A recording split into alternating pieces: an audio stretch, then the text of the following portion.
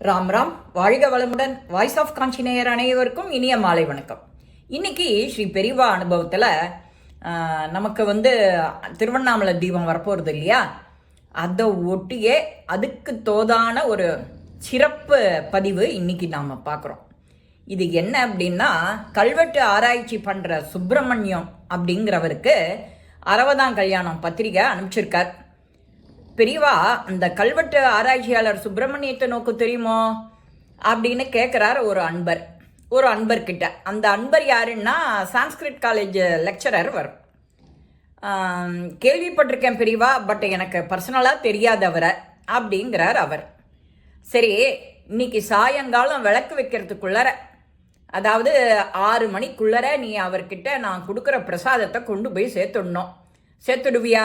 உனக்கு சாத்தியமா அப்படின்னு கேட்குறா பெரியவா.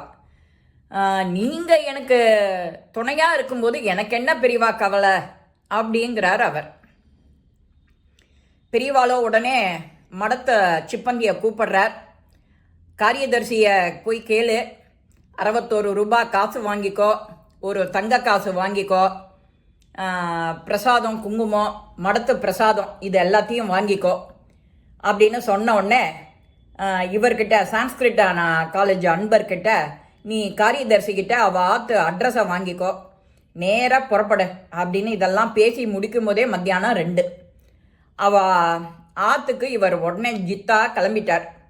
கோடம்பாக்கம் ரயில்வே ஸ்டேஷன்லேருந்து முன்னாடி வேகமாக போயின்னு இருக்கார். இவ ஆற்ற அடையிறார். வேர்க்க விறுவிறுக்க போய் அடையிறார். சாயங்காலம் மணி 6 நெருங்க போகிறது, 5:45.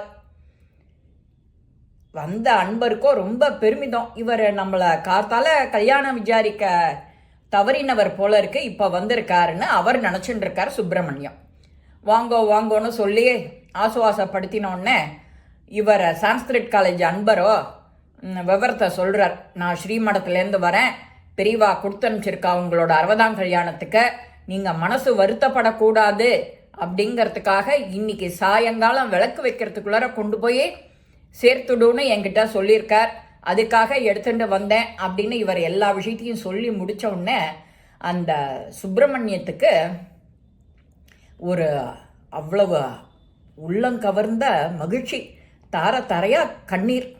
நேர சுவாமி ரூமுக்கு போய் பிரசாதத்தெல்லாம் பிரித்து பெரியவா படத்துக்கு நமஸ்காரம் பண்ணிட்டு குங்குமம் விபூதியை இட்டுண்டு வெளில வந்த உடனே இந்த சான்ஸ்கிரிட் காலேஜ் அன்பரை, நீங்கள் அவசரமாக கிளம்பிடக்கூடாது, ராத்திரி இருந்து சாப்பிட்டுட்டு தான் போகணும், உங்களை தனியாக அனுப்ப மாட்டேன் அப்படிங்கிறார்.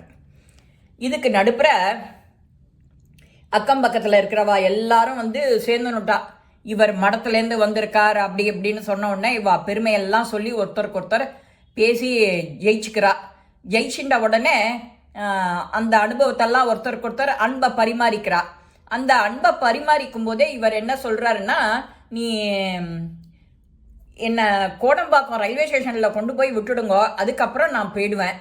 ஏன் இதை சொல்கிறேன்னா, நான் இன்னைக்கு மத்தியானம் உங்கள் ஆற்றுக்கு இறங்கி நடக்கும்போது கோடம்பாக்கம் ரயில்வே ஸ்டேஷன்லேருந்து இறங்கினது மட்டும்தான் எனக்கு தெரியும். உங்கள் வீட்டு அட்ரஸ் எல்லாம் நான் எங்கேயுமே விசாரிக்கல. நேர டக்குன்னு வந்துட்டே இருந்தேன். எனக்கு முன்னாடி ஜோதி ஸ்வரூபமாக ஸ்ரீ பெரியவா எனக்கு வழித்துணையாக வந்துட்டே இருந்துட்டா. உள்ளர வந்து சேர்ந்ததுக்கு அப்புறம் தான் எனக்கு நிம்மதியாச்சு. பெரியவா இருக்கிறச்சே எனக்கு என்ன கவலைன்னு நானும் கிளம்பிட்டேன். இதுதான் நடந்தது. என்னால் நம்பவே முடியல. அதனால் அந்த ஏரியாவில் என்ன வேலை நடந்துட்டு இருக்குன்னா, சாக்கடை ரோடு பராமரிப்பு வேலை. அந்த சாக்கடை இணைக்கிறதுக்கெல்லாம் பாலமாக வெட்டி போட்டிருக்கா. அந்த வெட்டி போட்ட இடத்துல அவர் எப்படி தடுமாறி வராமல் நேர விறுவிறுன்னு வந்திருக்க முடியும்? ஒரு சக்தி, அமானுஷ்ய சக்தி இல்லாத நம்மளால் ஏதானு பண்ண முடியுமா? இந்த மாதிரி காரியத்தை செய்ய முடியுமா என்ன? அதுவும் கருணை கடல், நடமாடும் தெய்வம். இனி நமக்கு அண்ணாமலை தீபம், சர்வாலய தீபம், பரணி தீபம், எல்லா தீபமும் நமக்கு வர காத்துருக்கு அடுத்த வாரம், இந்த வாரம். அதனால் இந்த மாதிரி ஒரு அற்புதமான பதிவை கண்ணில் பார்த்த உடனே எனக்கு ஆச்சரியம். நமக்காக தான் இந்த பதிவு இன்னைக்கு நம்ம கண்ணில் பட்டிருக்குன்னு நானும் ஒரு சமயம் அசந்து போய் இதை நான் உங்ககிட்டலாம் பகிர்ந்துட்டா நன்னா இருக்கும்னு நினச்சிட்டு உங்ககிட்ட சொல்கிறேன். இந்த மாதிரி பதிவுகள்லாம் நாமளும் தேடி போய் பார்க்கணும். இவா இதே மாதிரி கோடம்பாக்கம் ஸ்டேஷனில் கொண்டு போய் விட்ட உடனே இவர் இந்த கதையை சொன்ன உடனே அங்கே இருக்கிறவாள்லாம் விக்கிச்சு போய் நிற்கிறா. பெரியவா ஒரு சாதாரண அன்பரோட 60ஆம் கல்யாணத்துக்கு பிரசாதம் கொண்டு போய் சேர்ப்பிக்க தானே ஜோதி ஸ்வரூபமா உங்களுக்கு முன்னாடி வந்திருக்கான்னா இது எப்பேற்பட்ட காரியம் இல்லையா? நான் மனசு வருத்தப்படக்கூடாது, நான் சந்தோஷமா இருக்கணும், 60ஆம் கல்யாணம் சீரும் சிறப்புமா நடக்கணும் அப்படின்னு எந்த தாயாவது தன்னோட குழந்தைக்கு நல்லது மட்டும்தானே நினைப்பா? அந்த தாயான கருணா நிதி இல்லையா, ஜெகத்குரு இல்லையா, ஜெகன் மாதா இல்லையா, எப்பேற்பட்ட பாக்கியம் நான் செஞ்சிருக்கேன் அப்படின்னு அந்த சுப்பிரமணியம் ஃபேமிலிக்கு அவ்வளவு சந்தோஷம். நாம பெரியவாளுடைய அந்த சூட்சும ரூபத்தை நாம் எங்கேயுமே கவனிக்க தவற வேண்டாம். நம்மளை சுற்றி எப்போதும் அவரை நம்புறவா அந்த இதை அனுபவிப்பா. இது ஏன் சொல்கிறேன்னா, நானும் ஏகப்பட்டதை பெரியவா கிட்ட விட்டுட்டு நானும் நிம்மதியாக தான் இருந்திருக்கேன், நிம்மதியாக தான் இருக்கேன் இப்போவும்.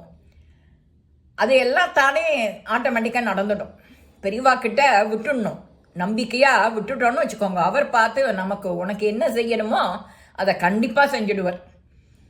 இந்த வீடு தேடி போய் அனுகிரகம் கிடைக்கிறதுன்னா அவர் எப்பேற்பட்ட மனுஷராக இருக்கணும், பெரியவாளுடைய அன்புக்கு எவ்வளவு பாத்திரமாக இருக்கணும், அவர் எவ்வளவு சத்திய புருஷராக இருக்கணும். நாமளும் இந்த கலிகாலத்தில் இந்த மாதிரி ஒரு இஷ்ட தெய்வத்தை நம்ம கூட நம்மளுடையே வழிகாட்டி இத்தனை வருஷமாக வாழ்ந்து காட்டிட்டு போயிருக்கிற பெரியவாளை நாம் விடலாமோ? விடக்கூடாது. அவரோட சரணத்தை பற்றிண்டு அவரோட நாமாவை சொல்லிண்டு இப்படி இருந்தாலே நம்ம ஜென்மா கடத்திடும். இது ஏன் சொல்கிறேன்னா, ஜோதி ஸ்வரூபமாக நாம் அண்ணாமலையாரை கும்பிடுறோம். சாக்ஷாத் பரமேஸ்வரன் தான் பெரியவா. பெரியவாளே அண்ணாமலையாரா நமக்கெல்லாம் இன்னைக்கு காட்சி கொடுத்துருக்கா. அந்த காட்சியை இப்போ கண்குளிர நான் சொல்கிறதையும் கேட்பேல், அனுபவிப்பேல். இந்த பதிவு நிச்சயமாக உங்கள் எல்லாருக்கும் பிடிச்சிருக்கோம். லைக் பண்ணுங்க, ஷேர் பண்ணுங்க, பெல் பட்டனை கிளிக் பண்ணுங்க, சப்ஸ்கிரைப் பண்ணுங்க, கமெண்ட்ஸ் பாக்ஸில் கமெண்ட்ஸ் போடுங்க. ஸ்ரீ மகாபெரிவா திருவடிகளே சரணம். நல்லதே நடக்கும். ஆனந்தமாக இருப்போம் நண்பர்களே. வாழ்க வளமுடன்.